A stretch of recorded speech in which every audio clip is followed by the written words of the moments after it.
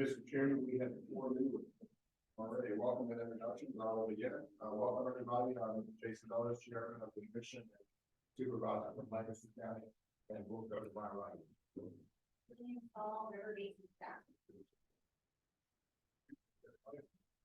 Good time. Here, every time. Senator from Augusta County. Delegate Philip Scott from Conservancy County. Ronnie Gill, Supervisor from Essex County. Keith Hodges, delegate for the 98th district, soon to be the 68th district. Woody Henson, Supervisor from Westmoreland County. Joseph Stan Powell with Carolina Soil Conservation District Director. Donald Allen from Upshur Conservation. Carter Yao, Madison County Board of Supervisors. John Miller, for City Council. It's long Carolina County spots made. I love them all of you. Beautiful those far. So happy all that. There more spots on the county. Over the game, so I think we're basically just saying. I'm a Weeden Cloe from DEQ. Liz Kircher, Water Planning Division Director. Hello, everyone. Chip Boyle, North Washington Regional. Mary Keddell, Region. Michael Zehner with the Berkley Group. Erin Hasnecki, Deputy County Administrator for Fauquier. Hi, I'm Lisa Dickinson, Mount Castle. I'm here as Senator Richard Stewart's proxy. I'm Brent Hunsaker, I'm with Friends of the Rappahannock. Heather Schroeder, North River Stewart. Thank you, and welcome everyone. So we have Santa Claus. Thomas Blackwell, retired commissioner of the Essex County and a friend of the Rappahannock. Everybody knows time. Nathan, you know. Carolina County, we did a dedication, so we hope we fix those and it works out that for this farm, where it's considered to be the win-win step there, was prevention of the slower areas from the stables, the manor house, or all needed to be thought we've done, but it's been a wonderful lesson for us. We host something to do with the children of the Christmas, grandchildren of the Christmas season. They had the drive-through light show, which is one of my favorite pictures. You can walk in the car while you drive there. It's so warm. And it goes by Colorado, not by Midtown. So come down and enjoy it, and mark on the calendar. Your remember that state very soon. So thank you for being here. Thank you, Nancy. We'll welcome those online, or those online, like the announcement. Michael Edwards and Michelle Edwards, excuse me. Michelle, you want to introduce yourself? Yes, I am going to share my screen. Hang on one second. Your presentation just yet. Oh, I'm sorry, because I can't hear very well. Michelle Edwards with the Rappahannock Rapidan Regional Commission. Thank you. Lewis. Lewis Keddell with the Chesapeake Conservancy. Brianna. Hi, Brianna Heath with the Northern Neck PDC. Kevin. Kevin Bonds, formerly of George Washington Regional Commission, now private citizen, interested in your work. And James. James Manitz on behalf of Senator Bryce Reeves, current representative of Virginia's 17th District. And is there anybody else online that we missed or we don't see?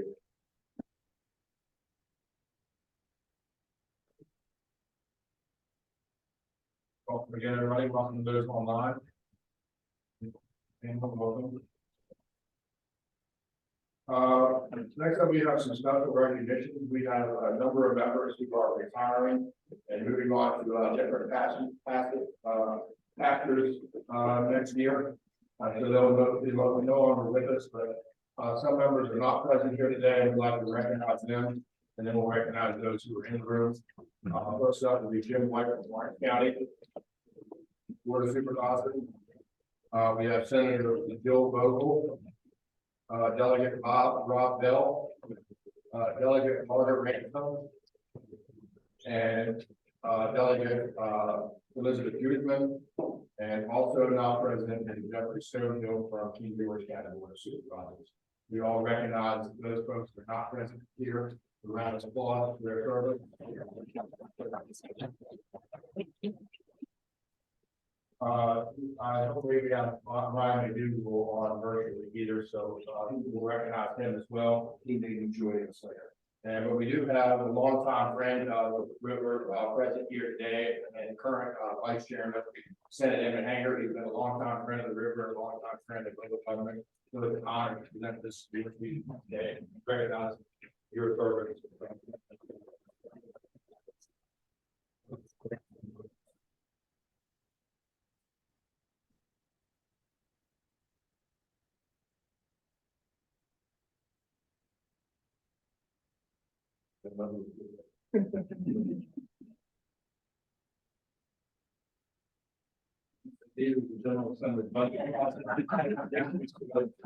Thank you so much.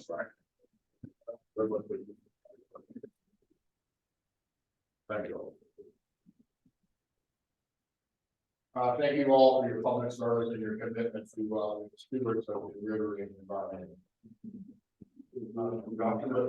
Thank you and welcome. We look forward to having you back on for this next yes. Welcome you all again.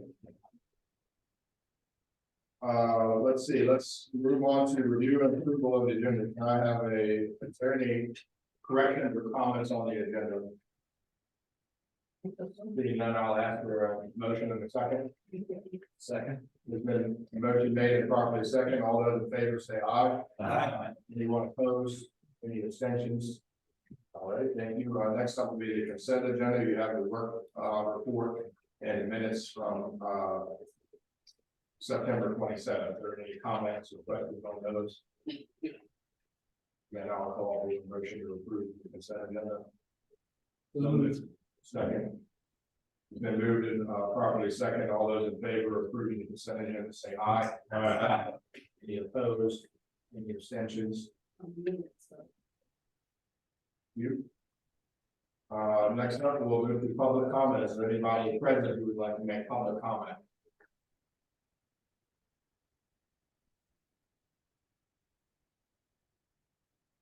Thank you, Mr. Chair, members of the commission, visitors. My name is Brent Hunsinger. I'm with Friends of the Rappahannock. We look for, first of all, thank you to all the members who have served and who are rolling off, and we look forward to working with the new members coming on as well. We look forward today to the presentation by Q about the recently completed regional water supply regulations. FOR believes that these amendments are a positive step towards comprehensive water supply planning at a time when the Rappahannock River Basin faces increased pressure on its ground and surface water resources. As populations grow, new land uses are considered, and the effects of climate change are brought to bear. We are glad to see that public participation will be encouraged in the development of the plans. We agree that it is imperative that we take into account all beneficial uses when planning for water supply needs. That said, we still have several concerns regarding the proposed amendments, and we realize that they are final. We look forward to working towards these into the future. Once again, we agree that this is a massive step forward in the right direction to water supply planning. We remain concerned that there are 5 regional water supply planning groups in the Rappahannock River. A whole basin approach would be more beneficial to ensure that future water needs are accounted for. And that we hope that the regional water supply plans can be combined into a dynamic plan that is adjusted as conditions in the watershed change over time. Regional water supply plans, we hope, will take into account new water intensive land uses and industries that will require large amounts of water. Demand for surface water withdrawal permits will increase and are increasing as reliance on groundwater is limited for obvious reasons in the Potomac Aquifer. We also continue to be concerned regarding the fiscal capacity of DEQ, local governments and planning districts to carry out these plans. We understand that there's more than $460,000 allocated. With that, one thing we do have a question is whether these plans will be conducted all concurrently in one fell swoop, or they will be done over time.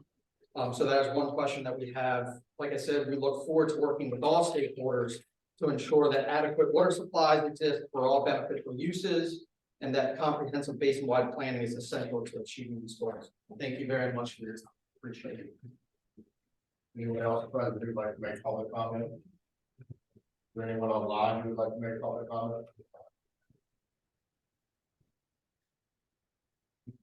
Moving public comment, move on to our first presentation. The opportunity prioritization tool over to Michelle and Lewis. We're going to let Michelle share her screen. You should be able to get. You have hard copies of these at your place. Yeah. Take it away, Michelle. Thank you all.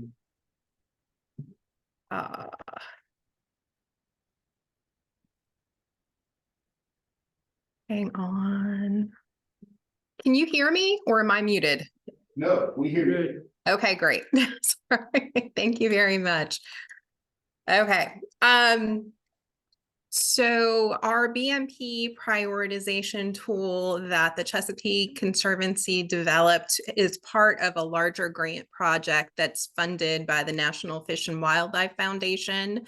There's also some funds that were put to it from my staff time from DEQ. So thank you to both of those organizations. The reason for the project and the prioritization tool specifically is due to a lack of comprehensive GIS data that was found when we did the WIP3 effort in the region, that there's not enough comprehensive GIS data to spatially plan where BMPs should go on the landscape, that it was kind of doing BMPs as the opportunity arose on any given project rather than doing it in any kind of strategic fashion. And when regional grant projects came on board, there was no way of really deciding where BMP implementation should be targeted. So this is designed to help us do that. So this project is a 3-year project that is going to be closing in March of 2024. And some of our other partners include Culpeper County, Warrenton, John Marshall Soil and Water Conservation Districts, and Friends of the Rappahannock. The overall grant award was around $300,000, and this tool specifically was $30K. The other project components, just for your information, involved 4 green stormwater BMPs, 2 in Warrenton and 2 in Culpeper County at the Carver Center.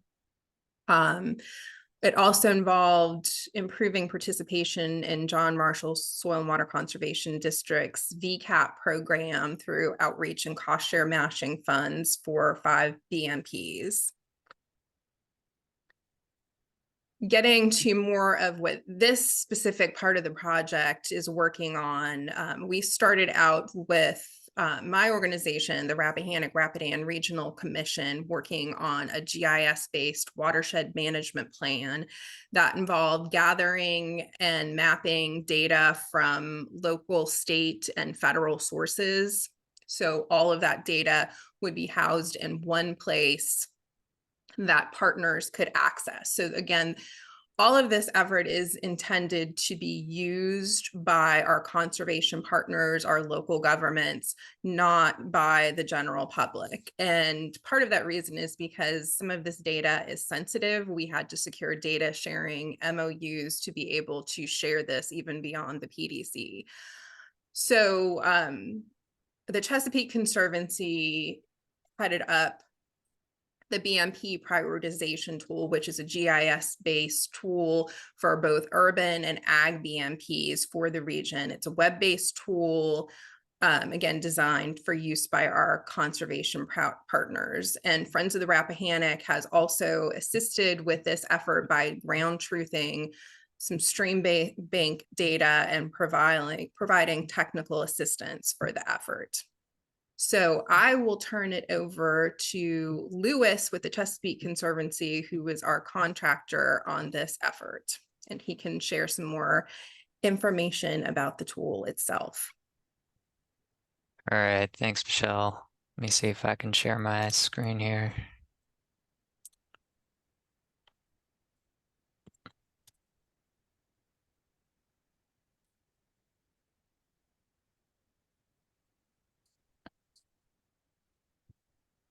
All right, can everybody see this first slide? Yes. Okay. 1 second here. I'm going to turn off my camera to save on bandwidth just so there's no lag. Oh, shoot. 1 second. Yeah, so, thanks for the opportunity to let us share this tool with you guys today. Essentially what the Chesapeake Conservancy's Conservation Innovation Center, or CIC, did for the Rappahannock Rapidan Regional Commission was to design and develop a BMP, or best management practice, opportunity area mapping and prioritization tool. The CIC, just to give a little background, we provide a lot of precision conservation data sets and analyses throughout the Chesapeake Bay watershed to support planning and implementation efforts.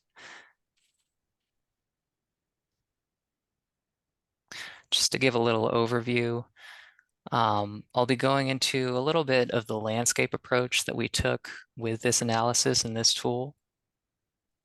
Give a quick overview of the BMPs that we included in the opportunity analysis, both for stormwater, green infrastructure, and agricultural practices.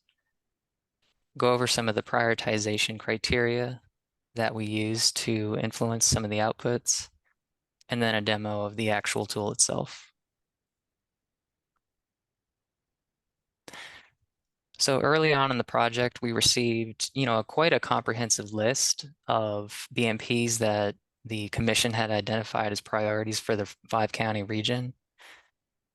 What we did was we went through the list and basically parsed out those practices that we felt we could map from a geospatial perspective in terms of opportunities. And those are the ones that we'll be going over today. So when we designed this analysis, we were looking at large landscape, identifying general opportunity areas where you could implement these practices across all 5 counties. What we would do for each practice was to look at the scientific literature and local design specifications as outlined by Virginia DEQ. We would develop those spatial workflows using publicly available data sets, often from federal and state agencies, including examples like elevation data, soil types, high resolution land use and land cover, streams, and the like. Using all these different criteria data sets, we would process the data based on parameters, and they would output general areas of opportunity for each BMP within the region. And then once we had those opportunity areas, we would apply a prioritization framework, which would help influence, those opportunity areas that might be potentially more preferable than others. So in terms of the stormwater green infrastructure practices, we had mapped opportunities for 9 different practices that you see up on the screen. On the right here, you'll see different areas lit up in the aerial imagery, kind of this bright green and this purplish color. This is essentially what the footprints look like in the tool. I do want to make a point here that we mapped areas of general opportunity to get a sense of where these BMPs might be suitable to place on the ground. But by no means is this a prescriptive tool to say, oh, we should have BMPs at every single location that was mapped. That's in reality simply not feasible. And, there are a lot of factors that come into play, like expert opinion, landowner willingness, etc. This is more of a planning tool. We also did this for agricultural practices. We had roughly about 8 NRCS conservation practices that we mapped opportunities for. On the right, you see some examples of what these footprints would look like. They might include opportunities for contour buffer strips, riparian forest buffers, etc. In addition to the NRCS practices, we did map 2 additional BMPs for ag. One was the land retirement to ag open space or pasture and agricultural tree planting. These 2 BMP opportunities specifically, we symbolized beyond that based on soil erodibility factor. And this was partially to indicate what areas of a field, might see more soil loss than others to help with some decision making and conversations. In terms of prioritization criteria, we took a very general framework, using these opportunity areas. We took a look at, percent agricultural land use within the overlapping HUC 12 watershed. HUC 12 is a hydrologic unit code. It's a designation used by the U.S. Geological Survey and is often a common unit of analysis at a landscape scale. We also took a look at soil erodibility factor, whether the watershed containing that opportunity area had a 303D impaired waterway, and also down to more specific USGS catchment watersheds, which are very specific to individual stream segments. Similarly, for the stormwater prioritization, we looked at percent impervious and turf land use coverage within the watershed that an opportunity overlaid with. And then we also looked at impaired waterways, existence of other stormwater BMPs within that same watershed, etc. So I'll switch over now to the actual web tool.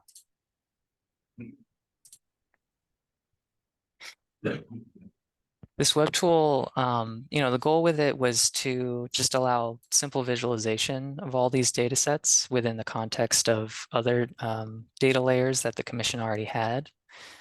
And the goal is really to, just help with planning, help with visualization, grant proposals, and the like.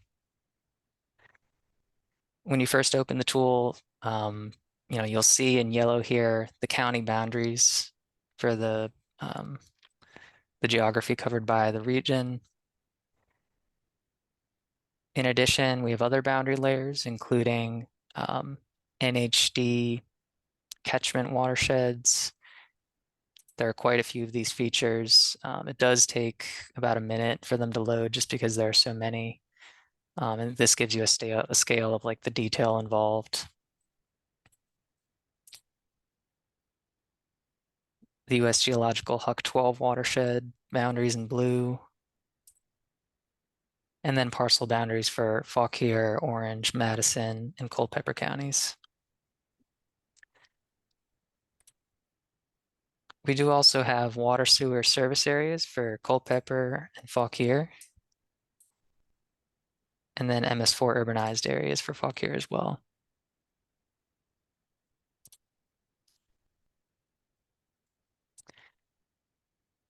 Moving a little bit down here, we do have a data layer grouping for stormwater practice opportunities. If we take a look at the urban tree planting opportunity data layer, it's a little bit hard to see when you're zoomed out at this scale, but if you zoom in, See if we can zoom into Warrenton.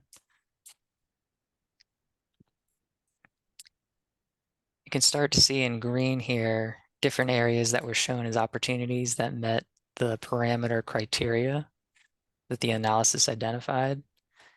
And so again, this is not meant to be prescriptive. It's more just to show, what is the universe of opportunity where you might implement a certain practice. And we have the methodology documented. So if there was a question about why a certain area was identified as an opportunity, we can go back to that as well.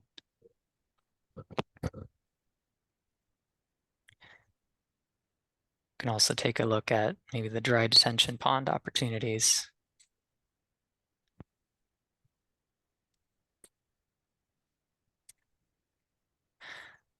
I'm not going to go through every single practice, but just moving down to the agricultural practices,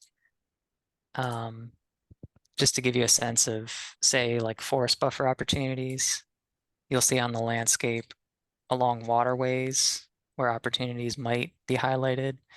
And this is any area within 100 feet of the waterway that did not have tree canopy cover. And so these are potential areas where riparian forest buffers could be planted. But again, this is a planning resource just to show the universe of possibility. By no means prescriptive. And if you wanted to visualize this a little bit easier, the aerial imagery in the background is great for context. But if you just wanted to take a quick look, you could use a different base map here. Maybe zoom out. Just take a quick look at the coverage of buffer opportunities. And you can see, generally within the region, what areas have a higher concentration of opportunity versus other areas. And that can be interesting as well when looking at developing like funding programs or areas for outreach.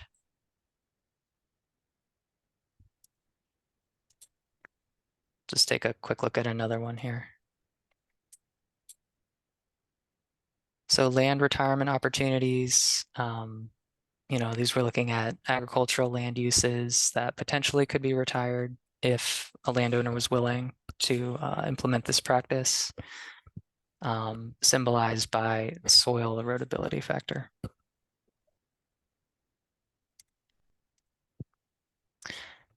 And then in addition to this, we did include some reference layers for, say, existing stormwater BMPs provided by the commission. Change the base map back to the imagery here. You can click on these locations, where you get some basic information on the BMP that's already on the ground, the county that it's in. We also have some stormwater BMPs for the Warrenton area provided by Virginia DEQ.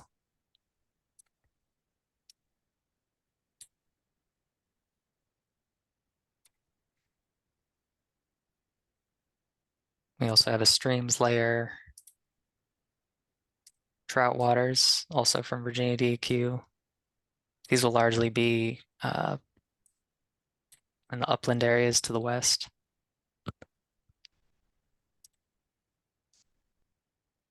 Three of 3D impaired streams. Soil group types provided by USDA.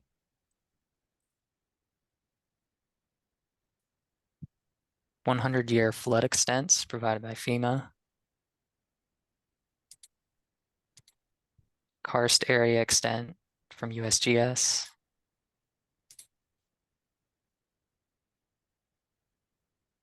Relative elevation, steepness, the higher values indicating steepness.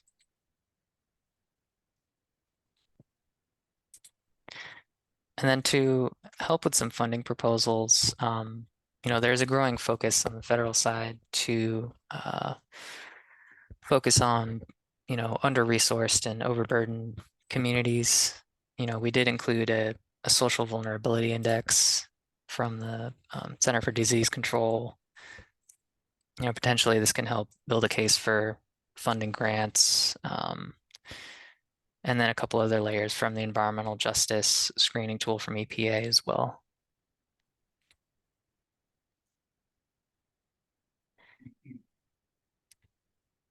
And then finally, we do have a high resolution land cover and land use data set.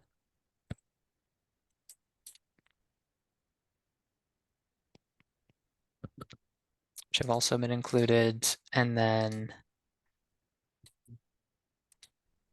topographic maps from the USGS to visualize contours to help with planning as well.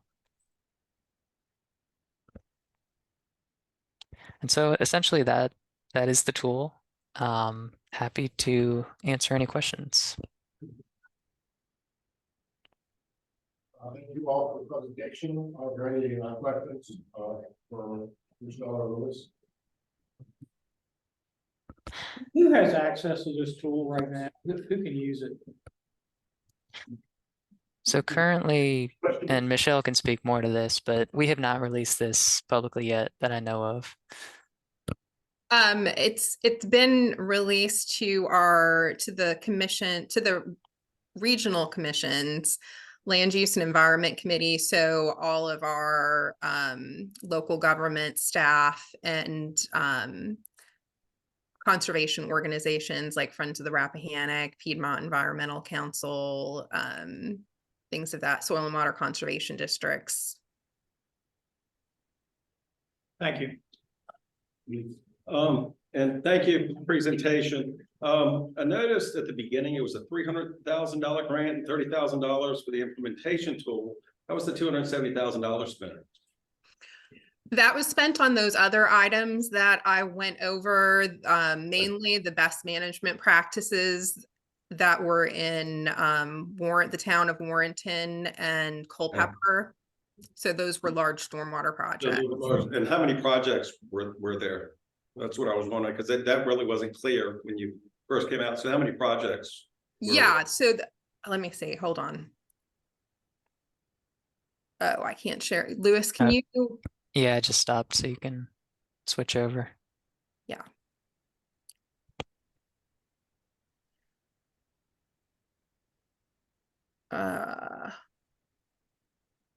So those are these 4 green stormwater BMPs that I mentioned. There's 2 in the town of Warrenton, a bioswale near the dog park, and a constructed wetland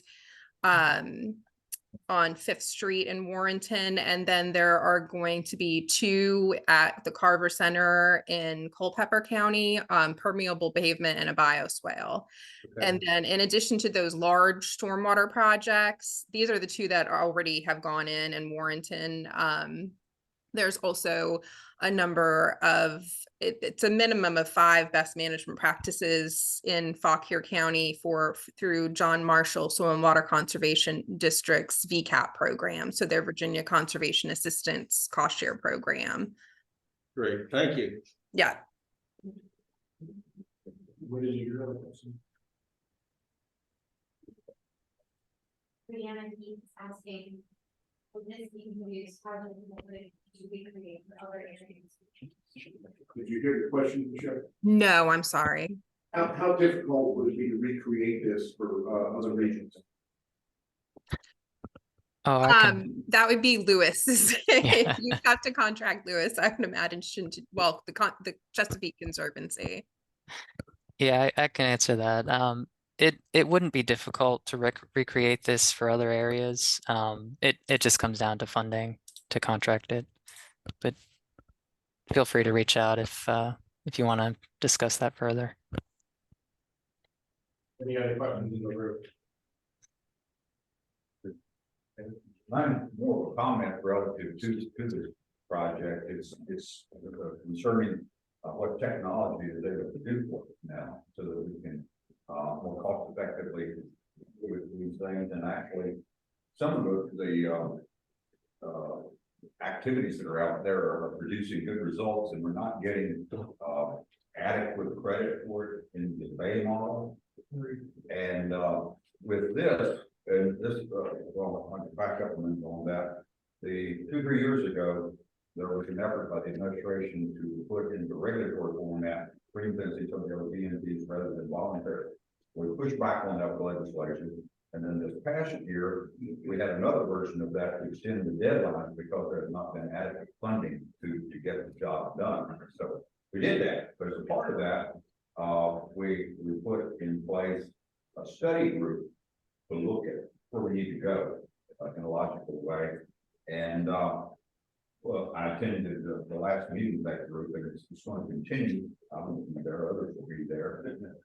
You might be a part of that, but at any rate, what we're discovering, and one of the things I was pushing at the meeting, is that we need to focus on the use of technology. As an example, some of this data that's out there available, you can actually pinpoint cover crop, for example, rather than having the farmer have to sign up and verify.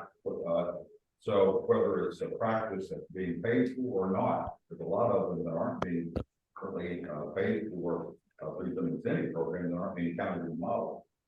But we can use technology to verify the cover crop there and the quality of the cover crop that's on a particular piece of land. So that's just one example of the technology available on this type of work here, where you prioritize areas where you get the best value for your tax dollars. You can use the city programs, I think it's ready to go. So we're going to push that much harder, because there's lots of technology available to us now that will help us focus our efforts there to get the job done. And from my standpoint, I think we're much further along in reaching our goal than they also showed right. Thanks, Andy. Yeah, I would agree that we're making good progress.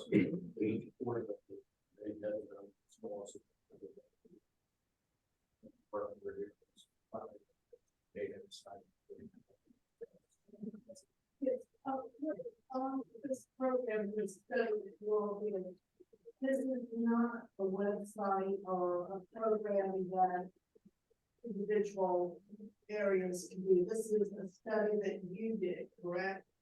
For grant?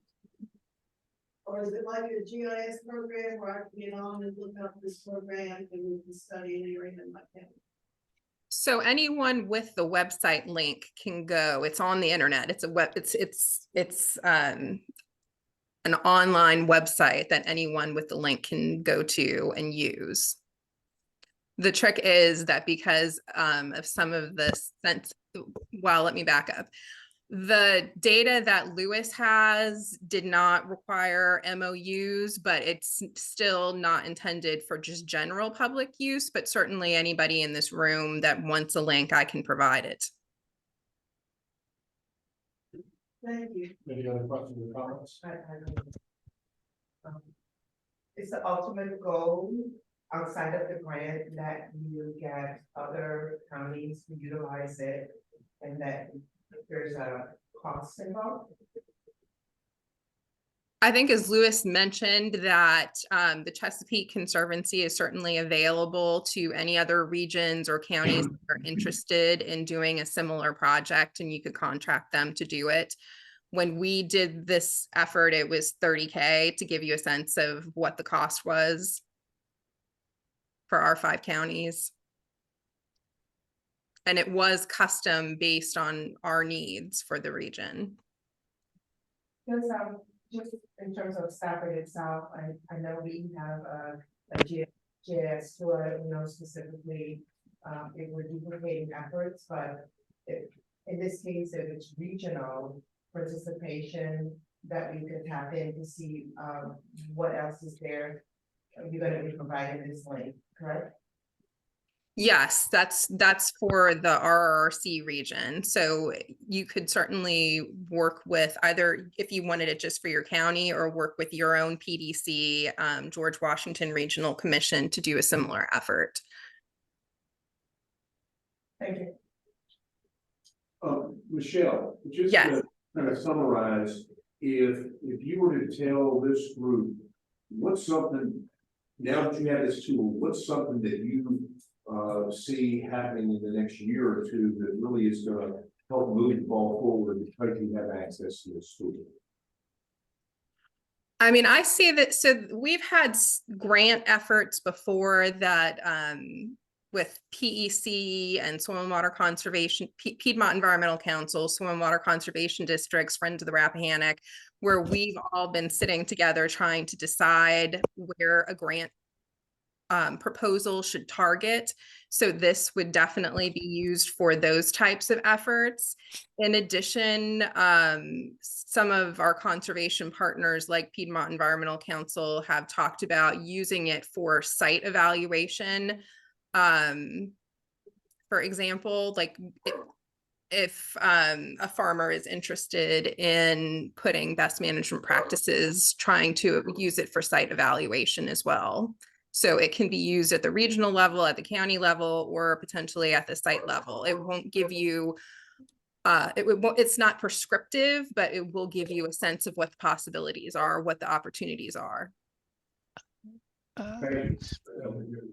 Yeah, just one quick question.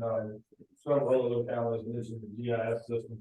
Is there anything that prevents us from being able to convert some of the layers that are in this program into our GIS system for locality? Is there a grant stipulation saying, hey, they can't use it? Louis, do you want to cover that for me? I mean, essentially, this is an online tool. If you wanted the actual shape files, you'd have to ask Louis about that. Yeah, I mean, potentially, you know, we can definitely transfer some data into some of the local GIS systems if you have an interest. I would just want to make sure with Michelle that anything that we share is, you know, is okay to be shared. Move on. Thank you all for that. Next up is the update on the new regional water supply plan regulations. Well, thank you. Thank you.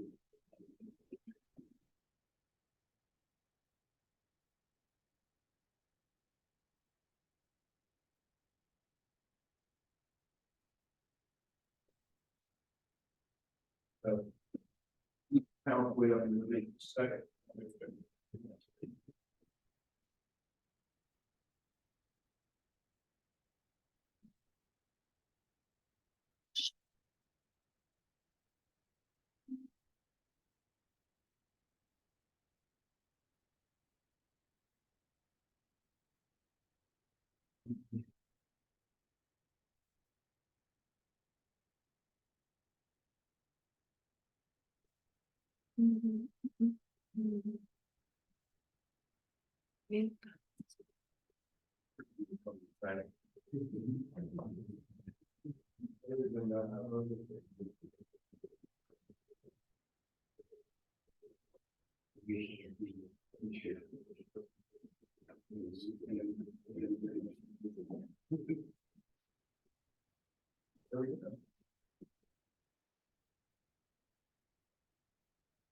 And you got the clickers?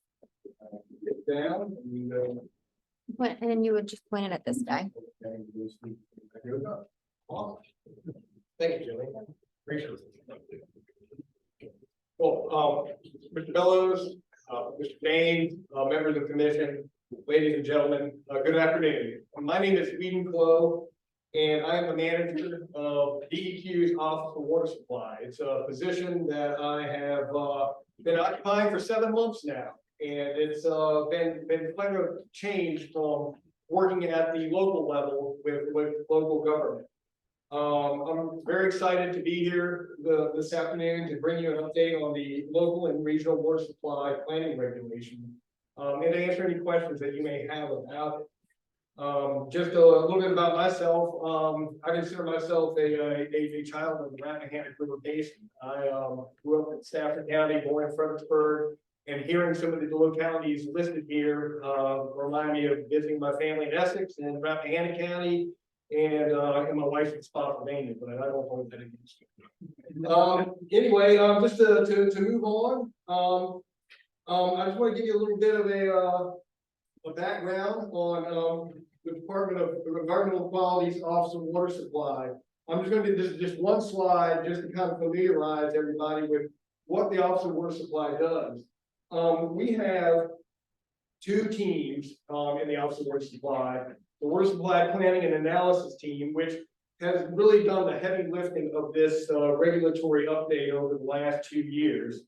And we have a groundwater team, and they have about 11 groundwater geologists who are responsible for basically the oversight of the groundwater component of Virginia's water assets. We're tasked with the management of the state's surface and groundwater assets, and also drought monitoring and assessment, which is something that's been a first and foremost kind of a topic since I've taken the reins over from Mr. Cudlitz back in May. But enough about that. We're gonna jump right into the regulation. A little bit of background. The regulation was born out of a historic drought in 1999 to 2002, and I'm sure many of you all can remember back 20 plus years ago, where there were serious implications from not having enough precipitation. Groundwater and surface water supplies were drying up around the Commonwealth, and it was quite a mess. I was working for Chesapeake at that time, and the Swift Creek Reservoir had experienced the lowest pool elevation since since it had been created, leaving mud flats everywhere. There were serious concerns about the availability for supplies. So what this precipitated were executive orders that led to local and regional water supply planning regulations. And the first of those were promulgated in 2005. And these are the ones that you're most familiar with. It specified that you could have a local or a regional plan. These plans were submitted and reviewed over a period of time, and it ended up with about 48 plans throughout the state. And those plans went from being local plans, maybe in one locality, to what was considered by some a regional plan, which was usually like a county with an incorporated town within it. I'm not sure of all the details, but that would be an example, like Hanover County, and then having Ashland as a partner, and that was also considered a regional plan at that time. Following the plans being submitted and reviewed, the first state water resources plan was published, and this wasn't all that long ago. This was about in 2015, and we were kind of off to the races.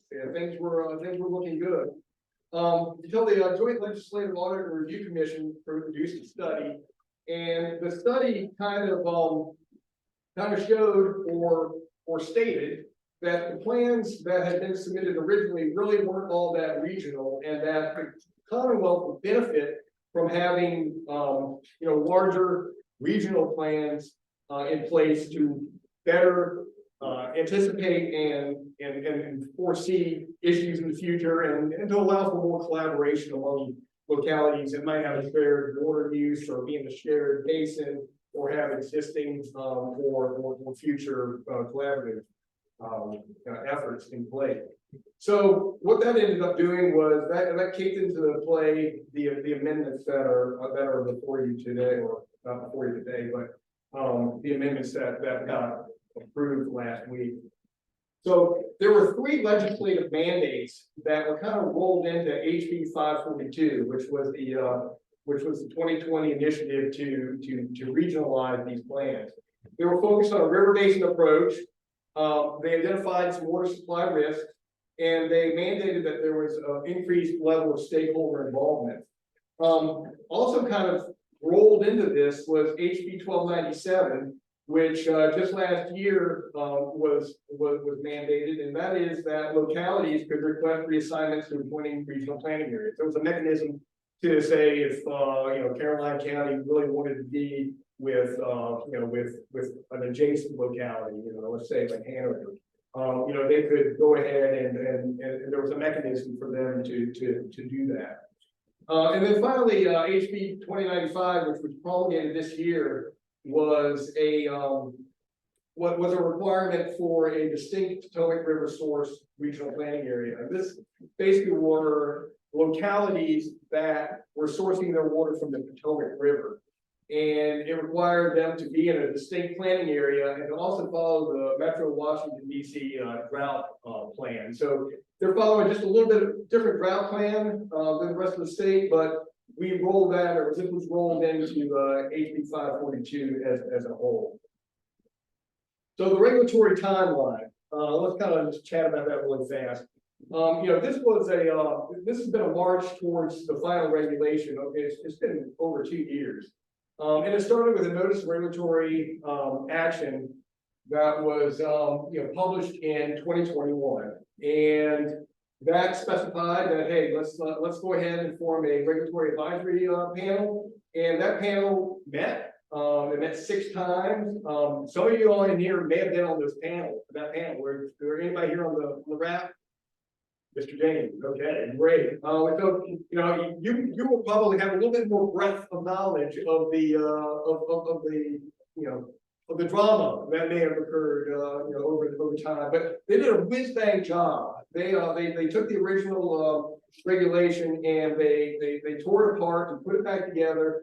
And at the State Water Control Board meeting on June 22nd, 2022, Mr. Cutlass got up and he got it pushed to the point where we can take this to public comment. It had to go through a couple of approvals by the executive branch, but earlier this year we had a public comment period open, and it lasted the requisite amount of time, concluding on July 21st, like I said, of this year.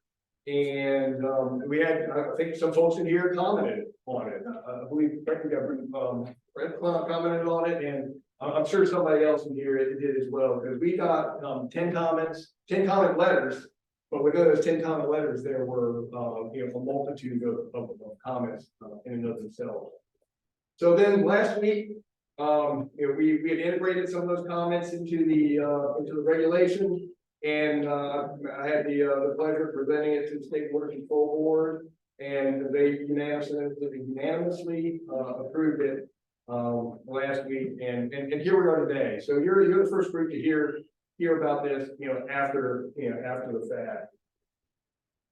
So I'm just going to kind of some of the common organizations. I'm kind of dive into this just a little bit. You can see them up here. They were made of nonprofits, advocacy groups, and localities. And we had 68 individual comments within those 10 letters. So we organized them into 30 themed categories that were based on different categories, regional risks, things along those matters. You can see the different organizations that commented here.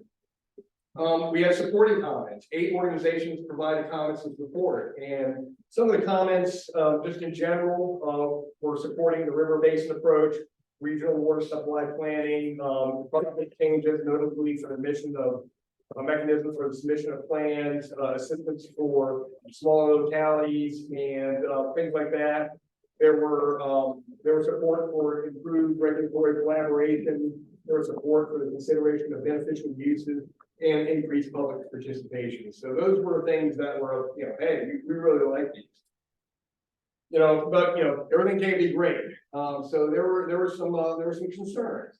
All 10 organizations had provided comments and concerns, or specifically for requests for revisions. And some of the topics that were expressed are shown here: regional planning areas, water supply risk, availability, compliance, exempt withdrawals, and beneficial uses. We did our best, went through all these concerns, spent a lot of time evaluating them and trying to address them as best as possible. Weeden, I'm so sorry to interrupt you. I'm just gonna quickly make sure that our folks online can see it. Okay. So I'm just gonna. Give you a chance to.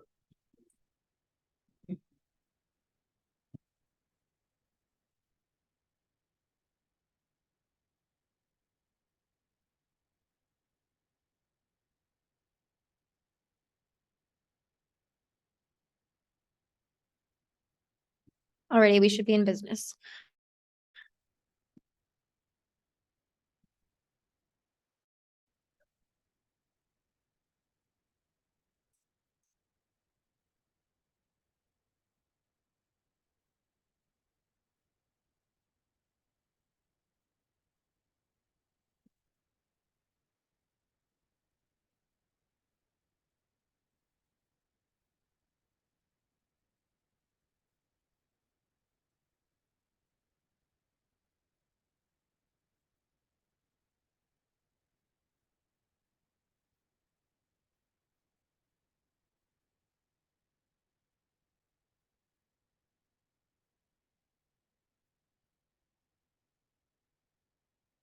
Now, I might jump ahead a couple of slides just because when I was looking at this, it made more sense while I was sitting there. I probably should have done a better job on organizing my slide deck, but I'll come back to the regional planning area.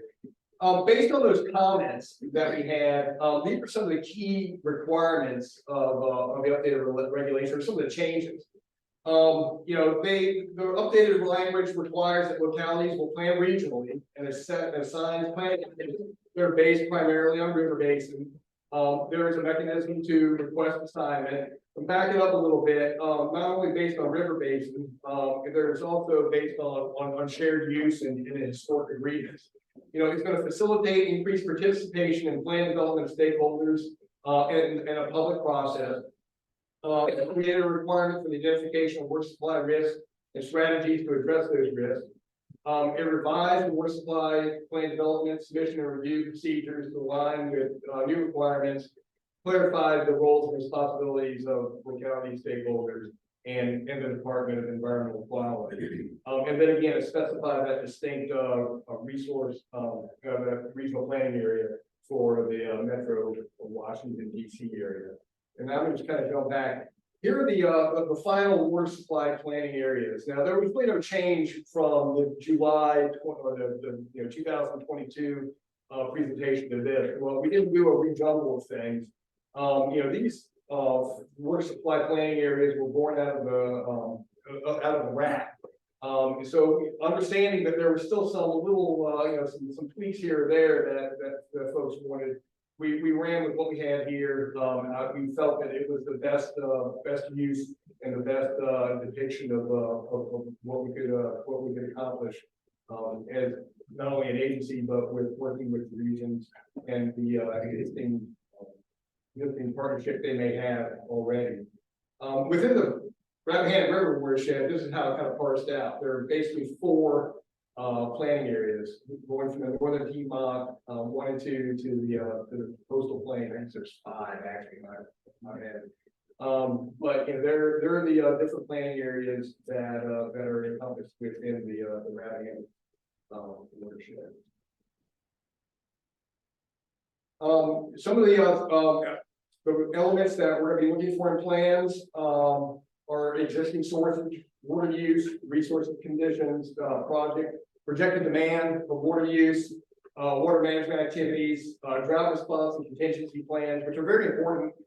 We've been executing a lot of localities drought response plans here recently with drought throughout the Commonwealth.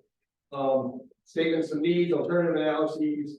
Local governments must adopt them individually, and then local and regional planning emphasis. It's a 5-year process. Once the regulations are approved at the executive level, because there's still the England State Work Control Board is approved, there's still a process to go through. And once they become final, then it's going to be a 5-year window to complete these plans. That will be a time when the region will be able to work with each other, work with the state, work with whoever they need to work with to get the plans together. And then when they're submitted, then it becomes a 10-year cycle from there. We were just right in the 10-year cycle when this regulation started becoming updated. So we kind of put a pause on those resubmissions at that time. So that pretty much in a nutshell is my presentation for the day. And I understand there are a lot of questions, and I'll do my best to answer them as somebody who's been in the position for 7 months, having kind of brought this to fruition. It's a lot of work. It was a lot of work, not only from the from my team's point of view, but also from the folks who served on the RAP. Who took time to submit comments and very in a very nice way, by the way. So hopefully we do appreciate it. It is a iterative kind of process. Everybody's involved. So anyway, with that, I'll be happy to answer any questions. I'm going to put my boss on the spot too. Liz McKercher is with me today. She is the director of the planning division of DQ. So hopefully between the two of us, we'll be able to answer any questions you may have. So thank you very much. Thank you, and we'll open it up The floor for questions there, and then I would like to ask a question about. Well, I guess I have. one. All right. From Madison County, so I saw Madison County region. Yes. So.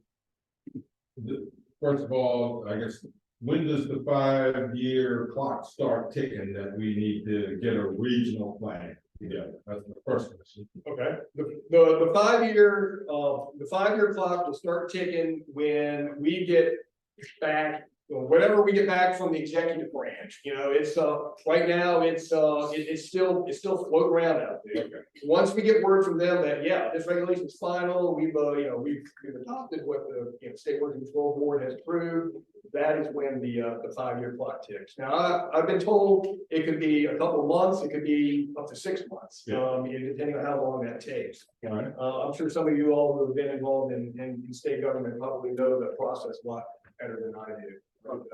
Carter, I'll just say this, I think you should expect that will happen in 2024. Okay, so we're looking at 5 years, we're looking at 2029. All right. Right, and then, so secondly, so I've got Tom sitting here in Culpeper. Okay. So as a board of supervisor in Madison, I would say, I hereby appoint Tom to take the lead. Culpeper take the lead for this regional thing. How's that? Because they said That's right. Exactly. So is that, so counties in a region would, I guess, we would get together and then the various boards of supervisors were actually formally decide among themselves who's going to take the lead and put them together. That's the way. That's my interpretation of it, yes. It would be that, it would be a collaborative effort between counties. And there'd be mechanisms like memorandums of understanding, those kind of things that, who's gonna be the the drought czar, who's gonna take lead on it. And, that way, if you all have maybe y'all have some kind of, partnership already with, a water authority or something, that certainly would play into it. So, yes. So they would have to work that out. So you mentioned earlier that a locality may say, hey, want to be part of a different region, but that region may say, no, I don't want you. So they might be a no-hand plan, so they're gonna have to work that out. So they have to work that out. I guess there are mechanisms to. Yes, there are. Try to work that out. There will be mechanisms to try to work that out. Right, we're, right now, my team is working on guidance, there's gonna be a public comment period with guidance as well. And that's gonna be an iterative process again with, everybody who wants to comment on it, and we're gonna try to get something together that works for everybody. And I know that's difficult, and I know that's, maybe in some ways unrealistic, there's no one size fits all, but certainly I would hope that, working together with this over the next 5 years, it's, how does their regional overlap apply? Because of course, some of these regions will be drawing water from essentially the same sources. Right. So like, how is that overlap like in comparison to the resources of the whole? Like, how is that like looked at? So that's a good question. I mean, certainly if you were, if somebody there and, let's just say, staff in Pennsylvania, if you were sharing a resource, it would be, if you had a project in one, you're gonna have to there's gonna be a lot of working, a lot of working together. It's gonna be a lot of collaborative effort. I really don't have a great answer for that right now, but this isn't like the Western, they all rely on like the Colorado River as their main one source, all negotiate over portions of that water. We're like had groundwater, we have surface water, we have all the different like there are a lot of things that interrelate to each other, and we had these overlapping regions that are all drawing from. So like, how does that like this one region get all water and that source of the other becomes a limited resource? How does that get parsed out?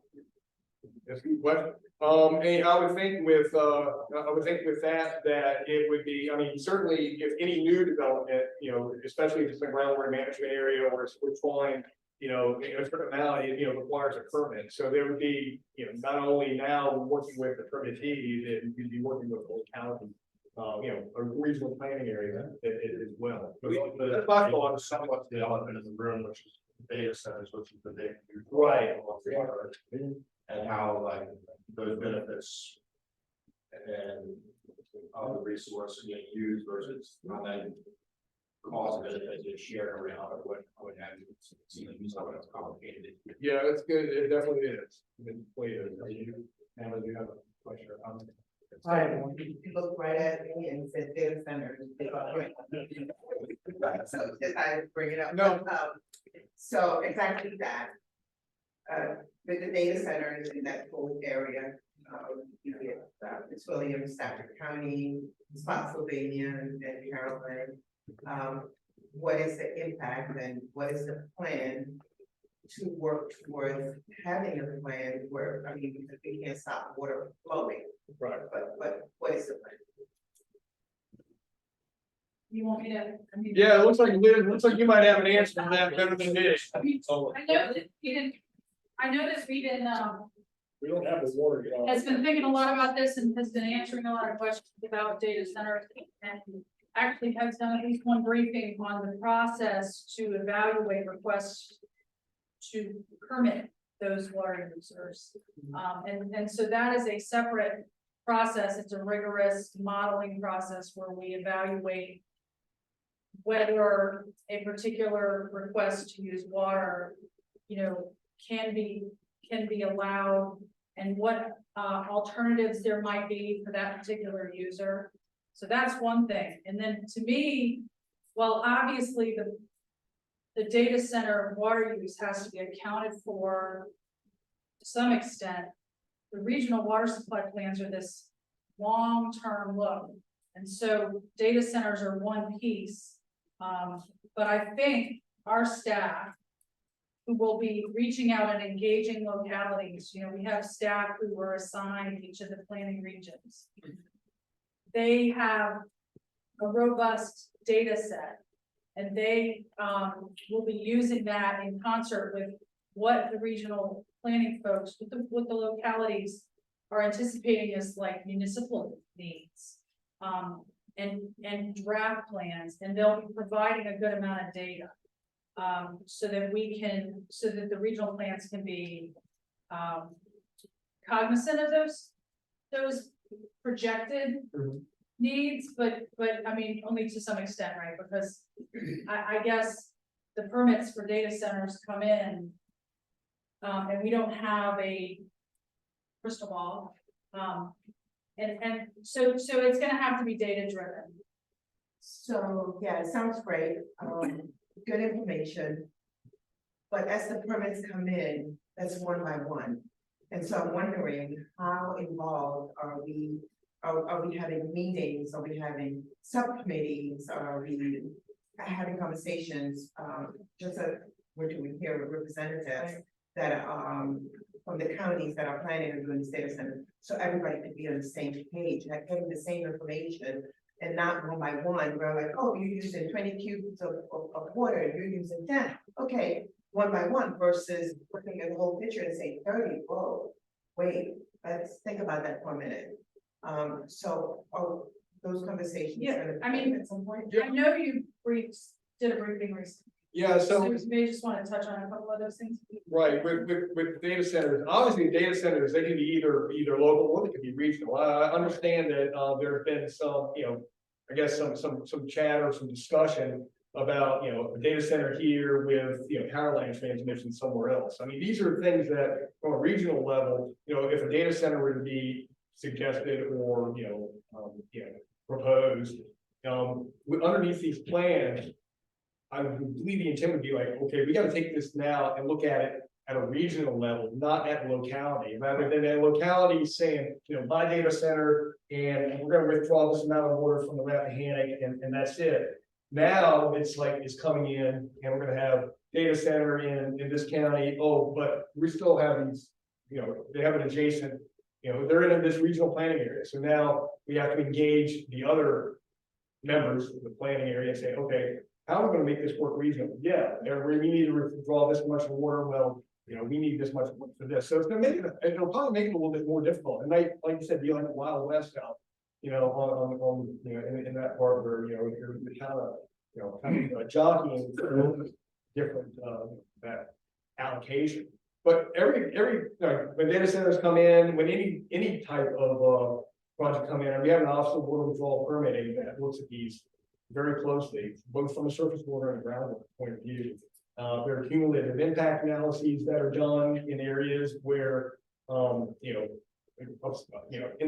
the fall, the Piedmont, region, that's where it's really important. And when you're drawing from a tidal area, we're looking at that too from a fall. So there are a lot of, it's not 100% yet, but we're going to be working with it.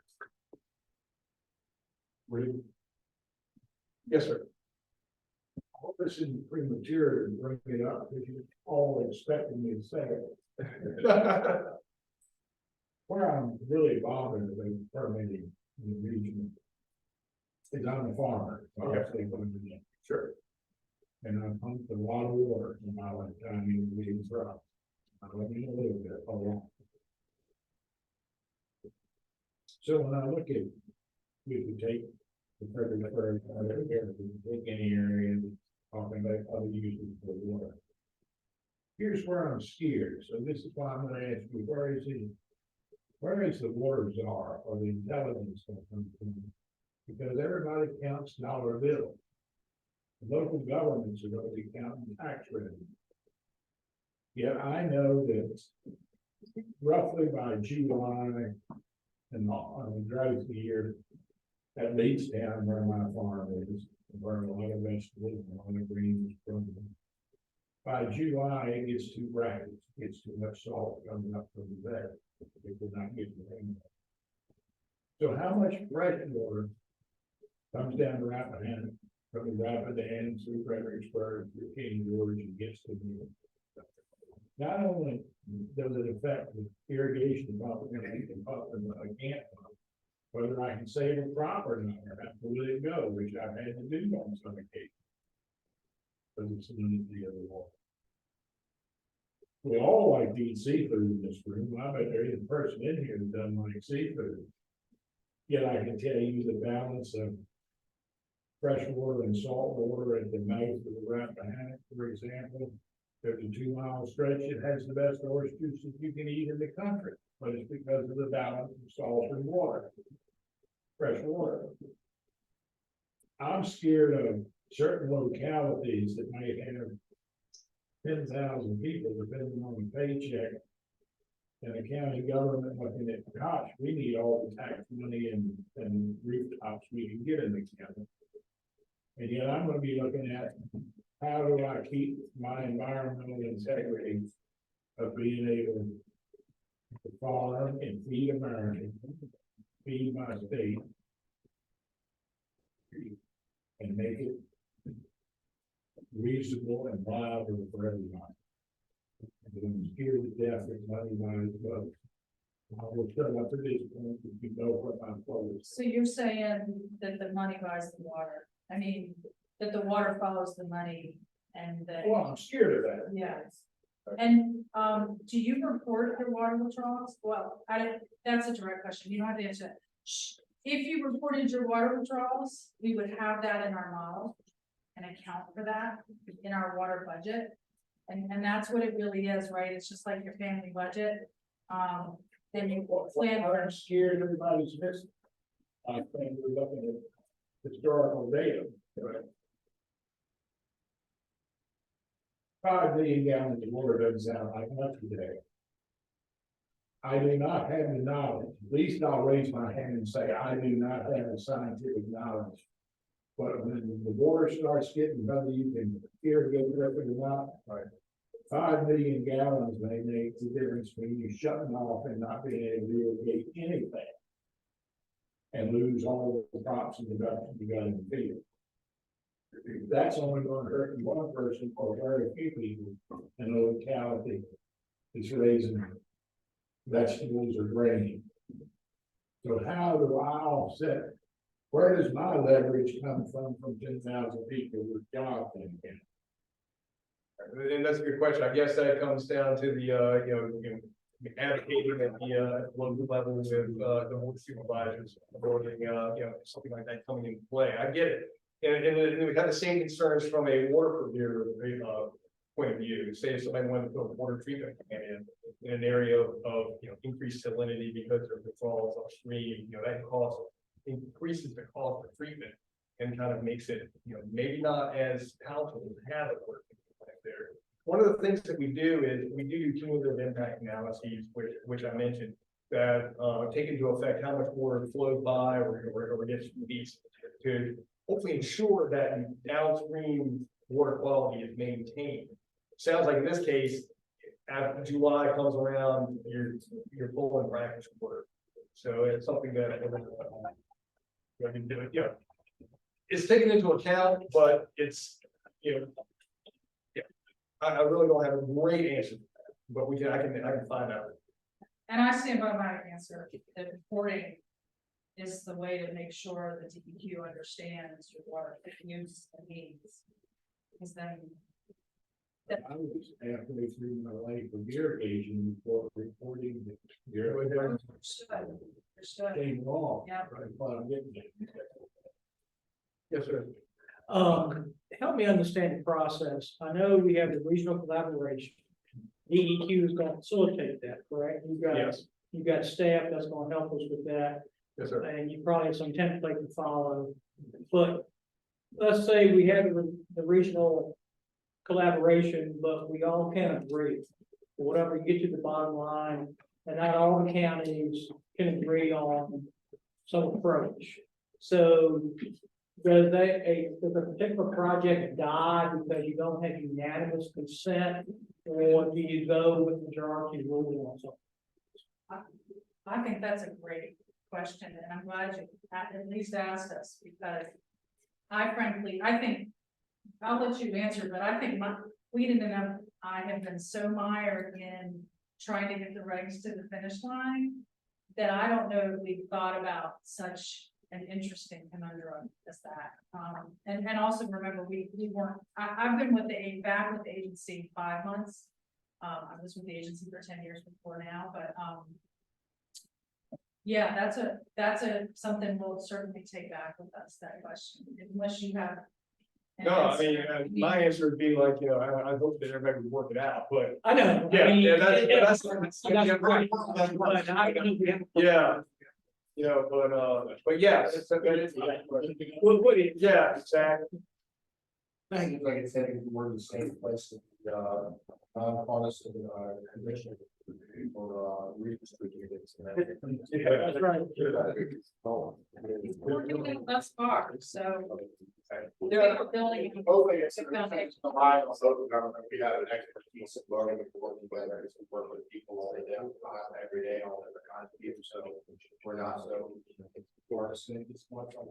Absolutely, and I would think that organizations like this, Mr. Bellows, would be very instrumental in facilitating some of these Whether as this rolls out, we're looking forward to having these out in the future again, so it's going to be a more profitable. That we'll move on.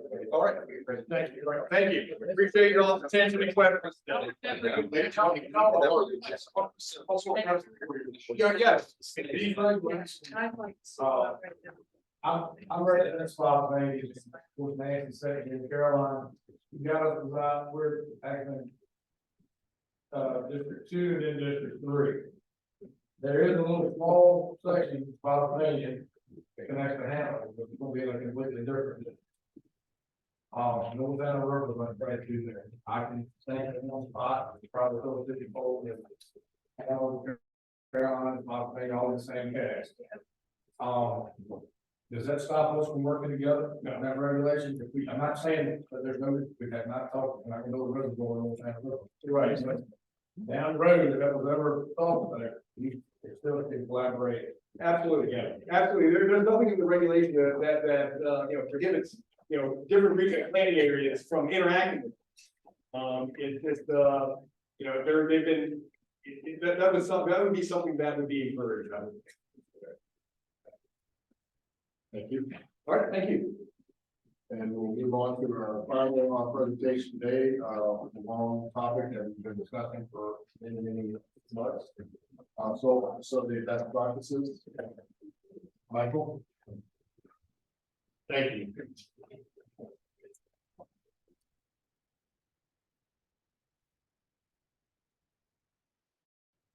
Okay, I want to say that I'm just going to be Absolutely. No, I appreciate the opportunity today. My name again is Michael Zehner, the Director of Planning and Community Development with the Berkley Group. And I think over the last year, this is an outgrowth of the great conversations that you all have had and the technical committee has had.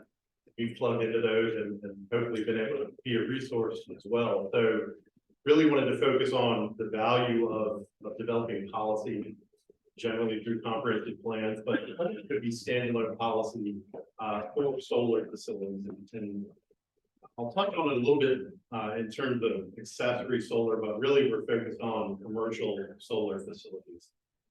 So a little bit about the Berkley Group. We're a local government consulting firm, a whole host of services that we provide, but over the last 7 years, we've really been involved in assisting localities with considering utility scale solar, helping develop policies, helping to develop regulations, and also third-party review, principally of use permits, land use permits for localities.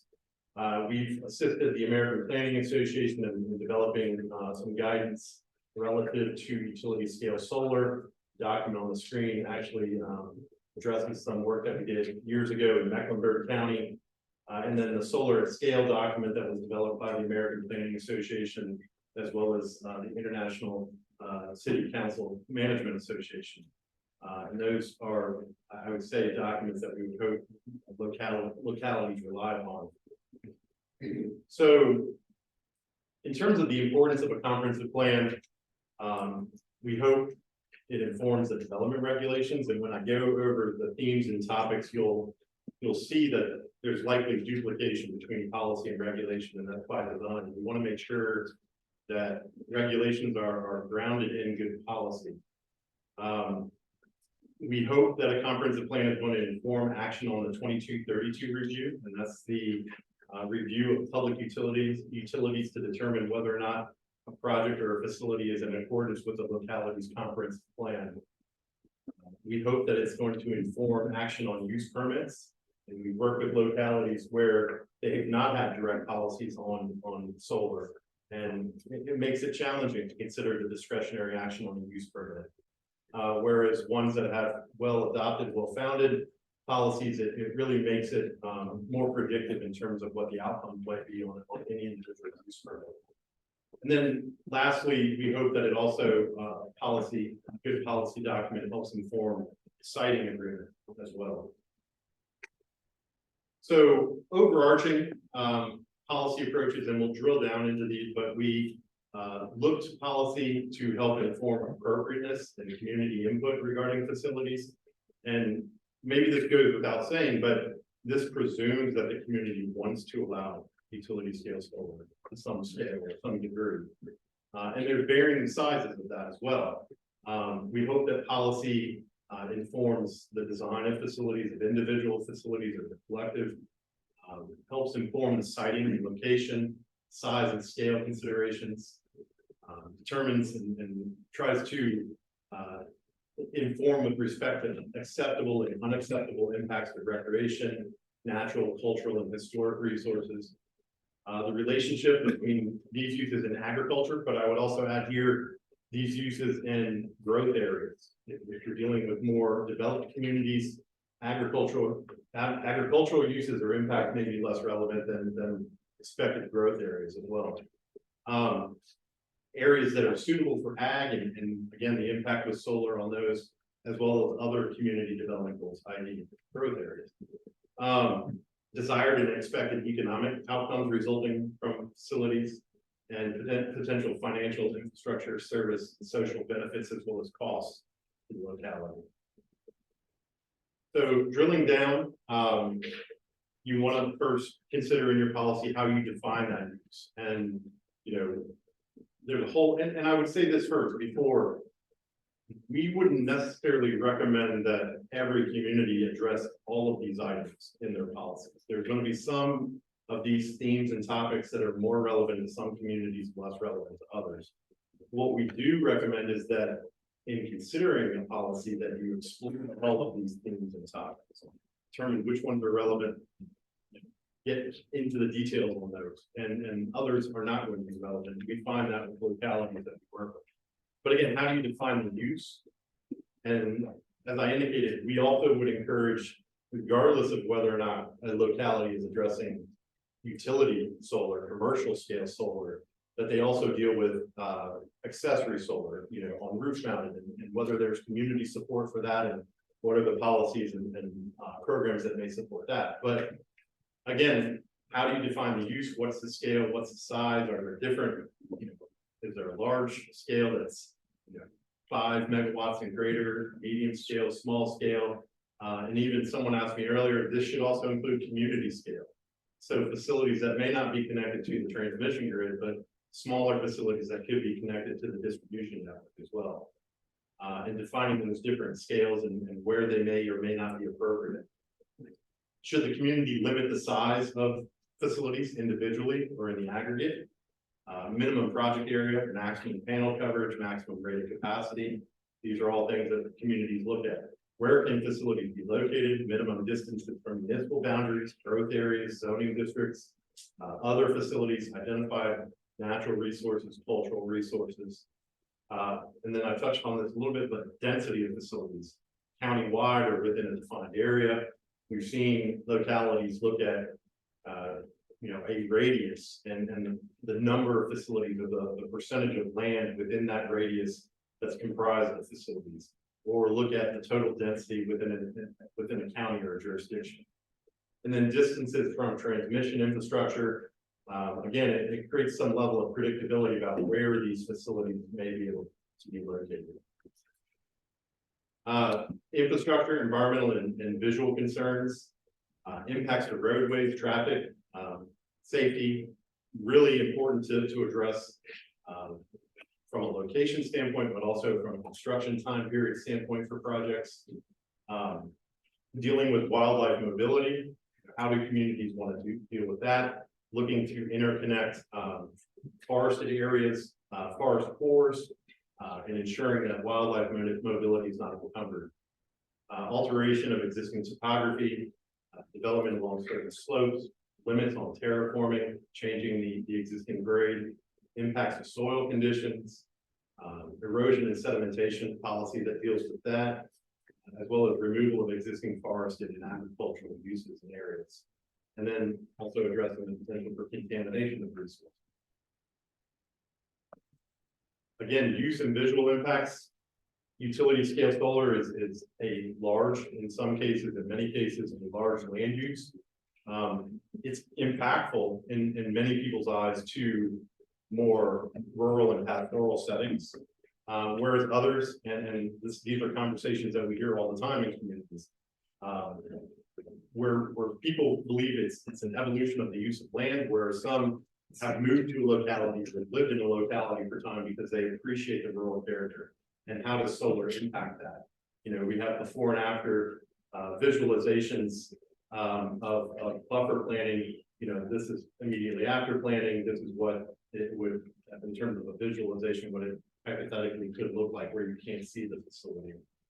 And then again, the relationship to other uses, not just agricultural uses, but also residential uses. And then again, protecting the scenic view sheds. Agricultural impacts, soil compaction is something we often hear about and are concerned about, as well as topsoil removal. Again, we're dealing with a land use, and this kind of reiterates for me the importance of setting distinct policies. You're dealing with the land use that's occupying for 35, 40, 50 years. And there's often a presumption when we talk about this, because when we talk about decommissioning, okay, when this site is decommissioned in 35 years, 40 years, what is the land going to be returned to? I don't know if we should presume too much that the land is going to convert to anything, or that the solar use might cease. I think we should presume that it's actually not going to cease. So what does that do for the future of your community and the growth of that community, and how does it coexist with other uses? You know, you may have impact on future reversion to agricultural uses, difficulty in doing that, site preparation or site reclamation, what's involved with that.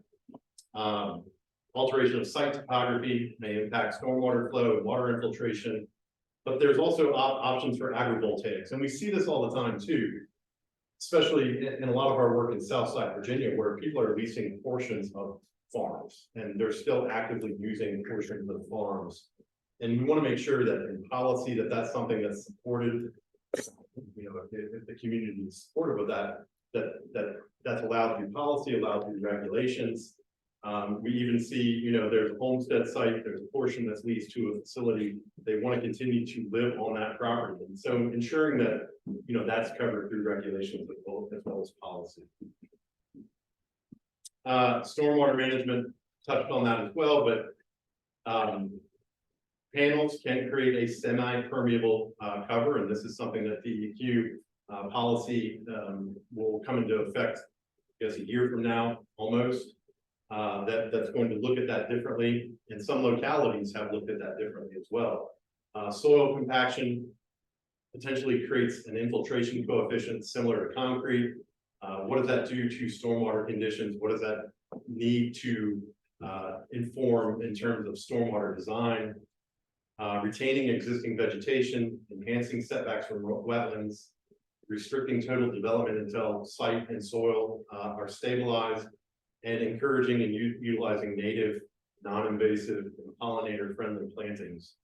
And then finally, decommissioning, addressing that in policy as well, ensuring that decommissioning is required for the facility lifespan, and that's also required in state statute.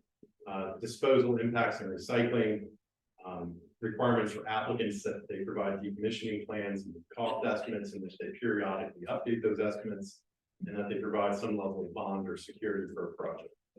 So a lot of overlap again with what you would expect to see in local regulations, but our goal here is to make sure that there's a policy in place that's supportive of regulations, supportive of the review of permits and approvals, and informs of those decisions.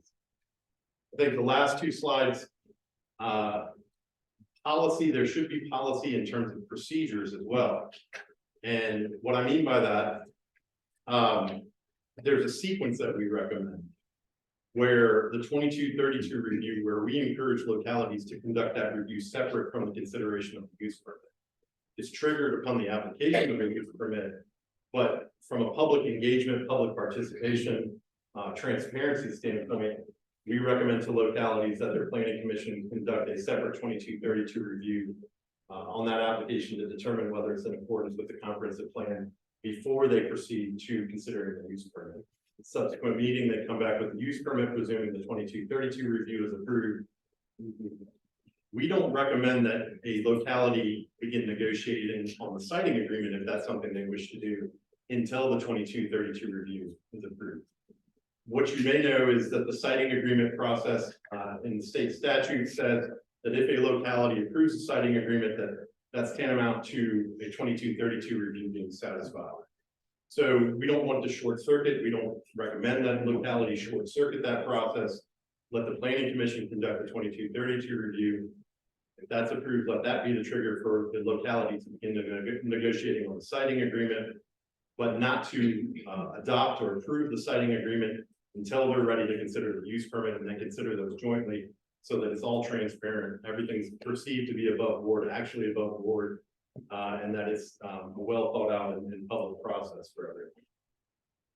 And then finally, on the siting agreement side, again, we believe the comprehensive plan, while it's largely a land use document, while use permits are largely focused on land use, the siting agreement should go beyond that, can focus on other things beyond land use. And there may be aspects of your comprehensive plan that should inform the siting agreement process and negotiation. So what are the potential impacts of projects? What are the infrastructure needs? What are the overarching community goals that are maybe not directly related, but are related to those potential projects, one or the aggregate of projects? Are there conservation, are there goals to conserve agricultural, forested, or wetlands? It could be self-imposed carbon credits or development right transfers, unique conservation actions, or other mitigation related, maybe not directly related to the on-site land use, but larger impacts. And then revenue guarantees and balancing cash flow that communities are going to see for taxes. These are the things that we would recommend are better addressed in siting agreements, but again, can be informed by other policies in your comprehensive plan that are related to solar, but are more holistic as well. So I know I ran through these pretty quickly, but I know you all have talked about this quite a bit. I'm happy to address any questions and thoughts that you may have. Question? Please pardon my ignorance, but, is there a lifespan on a solar farm? I thought they were forever. You know, I tend to agree with you. I think it's, in my 20+ years of doing land use planning, it's the only use that before it's even constructed, we're already talking about it being demolished. That makes a lot of sense. And I think in a lot of ways, you know, from a size standpoint, you have subdivision and you have a solar farm. They're probably going to take up the same area in a lot of cases, and they can. We never talk about a subdivision as though it's going to go away at some point. So I think communities would be, there would be a lot of benefit in communities that from a policy standpoint, if you're talking about, okay, what area are we taking up in our communities? And how long is that going to last? And what does that do to our future growth and our future opportunities? And you may decide, well, in this case, this project, it's okay. Whereas this case, this project, maybe it's not. Well, my one thing in that for decommissioning is, I think it's important because I don't know how many dormant utility scale facilities are there in Virginia, like there are a few. I've seen pictures of them. So companies go out of business and stop servicing that, and that's when you're decommissioning. I think. And if I could follow up on that, you know, we've done a couple of things. You mentioned siting agreements and decommissioning. Did two things in the General Assembly. One was decommissioning. So there's actually a decommissioning study that the SCC led, and I think it was in consultation with DQ and a few others, UVA and some others, and that came out March 1st and made some recommendations. Decommissioning and solar lifespan is typically 35 to 40 years. So if you go to the SCC, you can pull that up and the recommendations on that. And then we mentioned siting agreements too. And, you know, I'm not saying solar is right or wrong, but, you know, if they're pushing it on you, the only thing you have is either by right or conditional. That's all you've had in the past. Siting agreement basically says, you know, because we weren't getting anything out of it. We had a facility in one of our counties. It was probably 3,000 or 4,000 acres. By the time you taxed it and did everything between the M&T and the SCC taxes, it was barely enough to pay a paraprofessional at the hospital. So open it up through a siting agreement, and basically it's an open book. It says, you write me a check for broadband, schools, or whatever, we don't want to take it. You know, it's like anything else, I'll shovel it if you pay me enough. So it's kind of, that's what that does. So it's up to the locality at that point. But the decommissioning, take a look at that. It you know, it has some hot points in there that you can really look at. I think it came out March 1st. It's on the SEC. It's on the SEC. It's on the SEC website. So just go to that. What's that? Oh, yeah. It says those added energy radios. Oh, okay. Yeah. I had said JCHC. Y'all dress up more over there than we do. So the Berkley group, are you all specifically working on just solar, or what else do you want to do? Everything. I mean, yeah. Why I'm asking Everything. because the fact that you have best practices for solar farms, I was wondering if you have best practices for data centers. Yeah, so we've worked with localities in the commission, and we're actually working with Stafford County as supplemental staff to your planning department right now. So we work with several of you. We do anything. I think we say 99% of local government we assist with. So Okay, so will you have an executive, we can talk after, but I was thinking a combination of EQ, noise, environment, community relations and all that as a package. To have a report, executive report, to say, hey, you know, we cleared all the hurdles or whatever, we have best practices. and have something like that as a signature that we've done our due diligence. Because I know we work very hard towards that, but it's having something that says, you know, we work with this group, or, you know. Yeah. Get that trust, get that community. We've developed regulations assisted with doing the research on data center. And also conducted third-party reviews to assist localities for active application as well. I would tell you, data centers and solar and all renewable energy and all of these things are emergent, right? I was just saying earlier, there's not a week that goes by or a month that goes by that I don't learn something new about solar, learn something new about data centers, and I think that's true for all of us. And we hope to just kind of stay on the forefront of that as best we can. Anthony? Recommending to the counties that are looking at or having an ordinance, so ordinance. That gets there a lot. If you say we want a bond, we want wildlife corridors, we want 200-foot setback, we want this, we want that. Not gonna meet that, we don't even need to go any further because you have to get it in our county. And you still have right to the citing agreement, you should sit down and work on that. But it's sort of, and one thing that you're considering it, which is what happened to us. And because we got feedback on that, but it does sort of give any fruit that is looking at your acreage.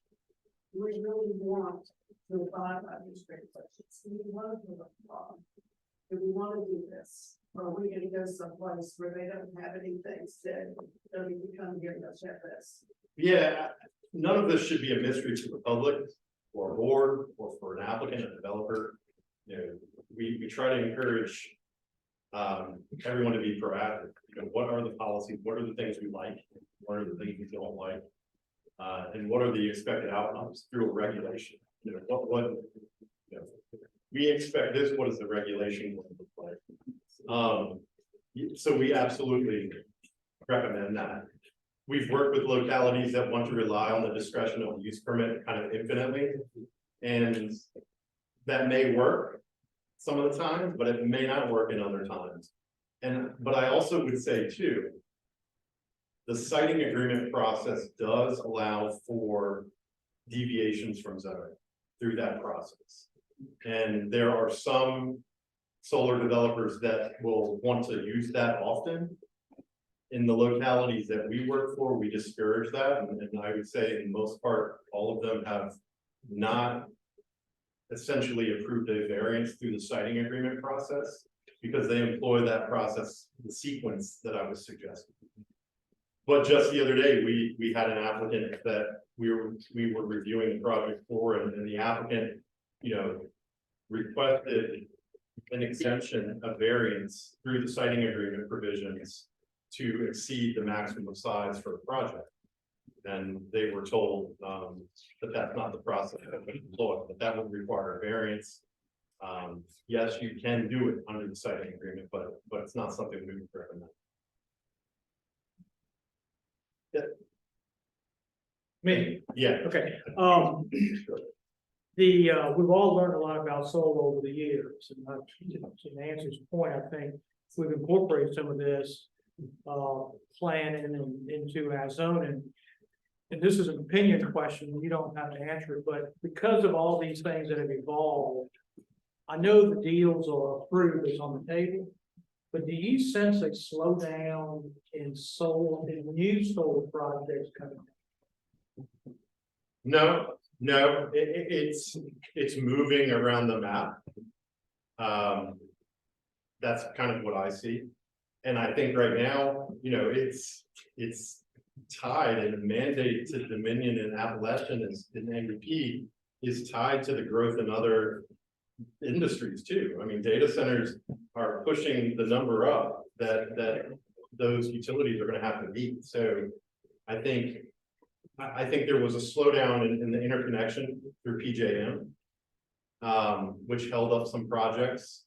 but we're not seeing, it's cyclical, but it's also moving around locality to locality. And some of that's driven maybe by the market side and the industry side, and some of that's driven by the locality side as well. But it still seems to be as active. I've been with the Berkley group for 2 years. And we're just as active now as it has been since I've been with the company. Thank you. Thanks, sir. Two questions. One on the fire safety, fire prevention, and dealing with fire at these facilities. I didn't see that in. I was thinking like coming in here and mitigation. I think that would be something you might consider for comprehensive plans.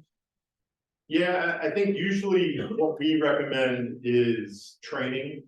It's something that we recommend through conditions usually, that there be specific training on whatever we're talking about. It's, I would tell you, it's more maybe essential during battery storage, for battery storage facilities, but I think it's constantly evolving. We heard from a locality the other day that has a volunteer fire department, and they were essentially being told by the developer that if there were a fire at the facility, they didn't want them to go inside the facility. They wanted them to not fight that fire until it jumped the fence line. And so given that that was the case, I think the thought was, well, we need a road around the entire fence line, which for some of these facilities is not practical, not realistic. So how do you deal with that? So again, that's another point that I think our thinking is evolving on that. How do we deal with that? And I think that's going to be, it's locally dependent too. What's the capacity of the fire department for each locality where a project is going? And some of that may be dictated by the location, by the size, by the access. And I know your community's dealt with that too. That I'm sure our comprehensive plan will get. Sure. We're working on. The second thing is, second question, revenue impact. Not every locality in a lot of siting agreements to these facilities were established prior to 2020. So that's another area that you can't just say, well, get that fixed in the site. Oh, no, right, absolutely. As we work on our comprehensive plan, I'm sure that's something we'll talk about, not just for future.